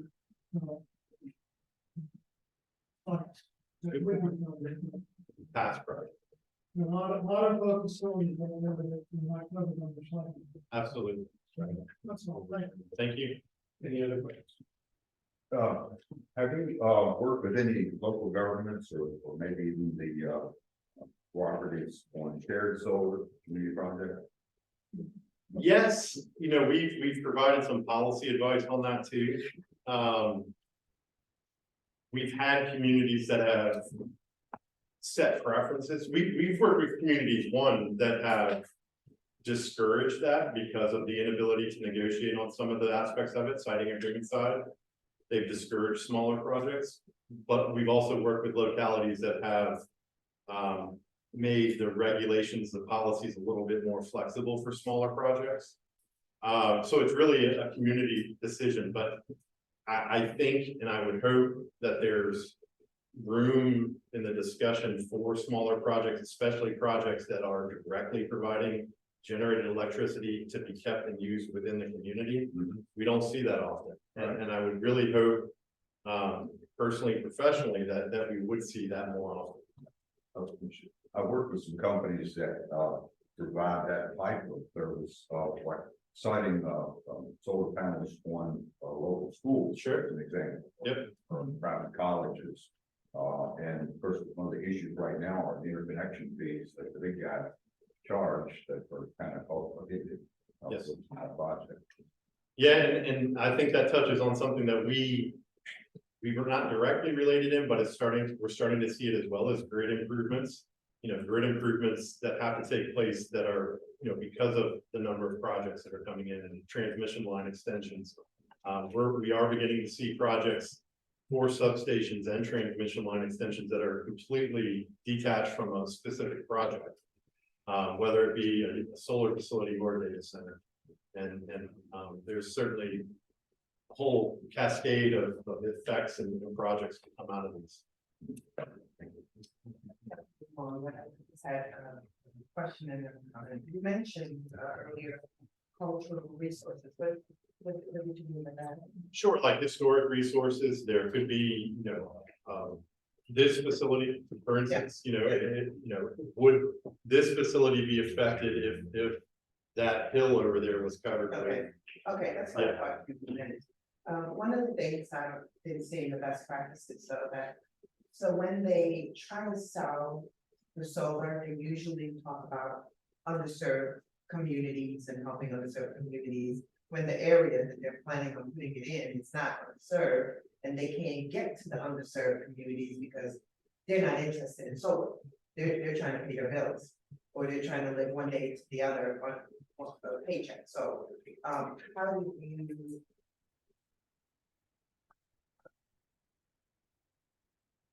do you work with individuals once they start? Sure, so we've not explored this directly with a lot of localities, but I would be hopeful that there are localities out there that want to look at opportunities to leverage solar in terms of how it's a community benefit, benefiting underserved populations that are in the community, offsetting power bills, providing job training related to solar, related to renewable energy. I think there's a whole host of opportunities that I would hope the industry would more proactively explore and commit to with localities, especially through siting. And I think you can inform that with the local policy. We hear a lot of applicants, they'll come to a locality and say, oh yeah, we're going to set up a job training center at the community college, we're going to do X, Y, and Z. Commit to that in the siting agreement. And hopefully explore that as a locality. What are the things that you can leverage through these projects, through this, economic growth, as a policy standpoint that then you can track when you're looking at individual projects. But there is also, and I'll touch on it real quick, Dominion has their community solar program that anyone in the state can participate in that does provide for reduced electrical bills. Well, does provide for potentially greater electrical bills for the use of, commitment of renewable energy.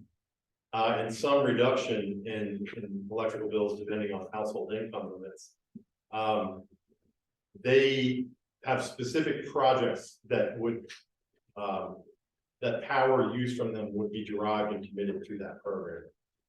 But we've heard just because you're getting a community solar project through Dominion's program within your locality doesn't mean that that power is staying in the community. It is more likely, though, from a physics standpoint, if that's connected to the distribution network rather than transmission, that you're using those electrons locally, but you can't really commit that. So, Michael, thank you. Yeah, thank you. Topic for all of us. Jason, real quick, guys, I've got probably the biggest solar farm in the east of the Rocky Mountains in my county. We did everything. No locality in Virginia has by right zoning for solar panels. You're gonna have to, of course, special use permit or a reason.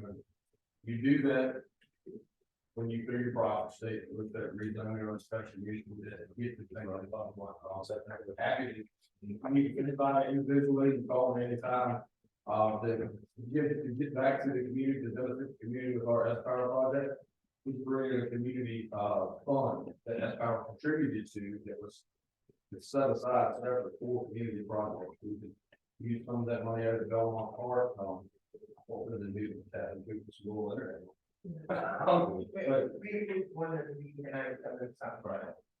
It's ways in there to do that. I've got a great example also with Senator Hayes talking about the cosmic investment there, USA Forces in Pennsylvania. We're gonna be able to, that business is doing their fourth expansion. It's the third expansion, and we're starting the fourth. Put rooftop solar in there as well. 80% of that business will be power still there. And it's all on the rooftop, nobody can see it. So a couple of examples there, happy to put folks in contact if they have any questions to help out with that. You look into it, it's a a very long process, and you gotta educate yourself by all these. I went to North Carolina and just took up competition to see what they did. Happy to help everybody that's got anything coming up. Thank you. With that, we will move on to discussion, number somewhere, any potential faculty legislation or anything about submitting. I'm gonna throw something out there real quick, and I've got to go in about 3 minutes, but I'm gonna throw it out there and see what y'all think. You're talking about data centers. The General Assembly can, look at this. And when I look at the Rappahannock River Basin, and the number of data centers that are looking to locate, say in that region, data centers, water is one way of cooling, but there are many alternative ways, air and others.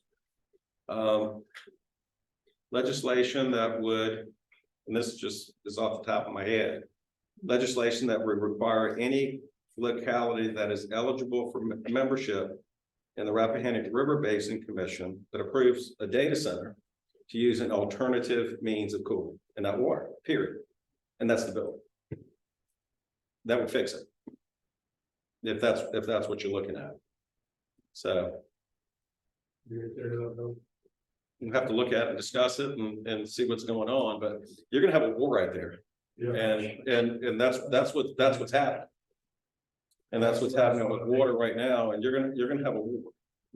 And data centers can look at alternative means to do it. And if that's something that this commission would look at, then, and open for discussion. Makes sense to me. So I don't know what it is around the table. See the senator looking and Hey, Keith, this is Ryan. legislators here. Yes, sir. Keith, this is Ryan. Hey, man. I think that without just a touch more information, that might be a little strong. I think maybe you could say have to consider, so which is different, but I don't know that I'm astute enough right now to tell you I know all the possibilities that are available in every scenario that would say that they don't.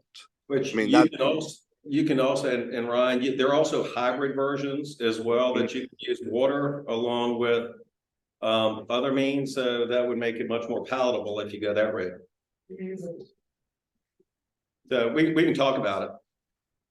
Yeah, I think if it's just 100% a bar, that's probably not going to make it. If it's something to make people consider or work on it, then you're probably more likely to. We can consider work on it, but there are also hybrid models as well that use a means of hybrid, with water and other things. So it's something to talk about. That is commercial technology. Right. Any other legislative? Where do you have some legislation? Well, I got to tell Keith this when we were talking. Yeah, go ahead. I'm old enough, and all of us in this room, we haven't left radiators yet. We all know what a radiator on an automobile is and what water and antifreeze in. What I'm getting at, to back up what Mr. Hodges just said, you could cool using the same water over and over rather than a couple million gallons of new water every day. So this is what I'm saying. Just think outside the box and do other things other than falling into the trap of this is what we got to do. I'll be quiet at this point. And if you want to propose it to do legislation. I would say I have an agenda, but I don't have a seat at the table right yet. Any other,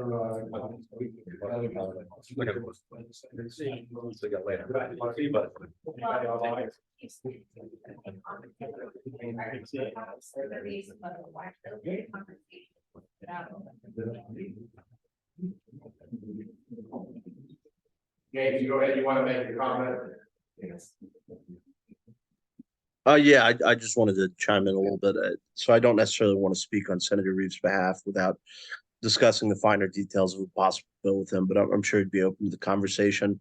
I know our docket is full for the 2024 session, but that doesn't necessarily mean we couldn't support a bill if someone else patroned it.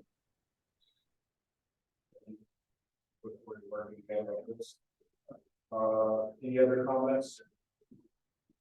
We will do your meeting dates. I'll just, say, before I do that, I want to tag on to the previous conversation and say that, there's something that, Senator Hanger taught me, a number of years ago, when I walked in his office, asking him why in the world he introduced such and such a bill. And he said, I've learned the best way to get everybody who needs to be in the room to come into my office is put in a bill to get their attention. I'm just sitting there and I'm telling your clients that he was another thing to say about it. And it works. Doesn't it? Make a lot of friends out of that.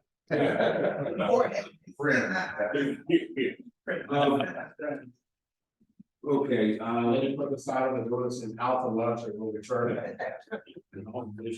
our next meeting, once we get through this general assembly section, will be in Stacker.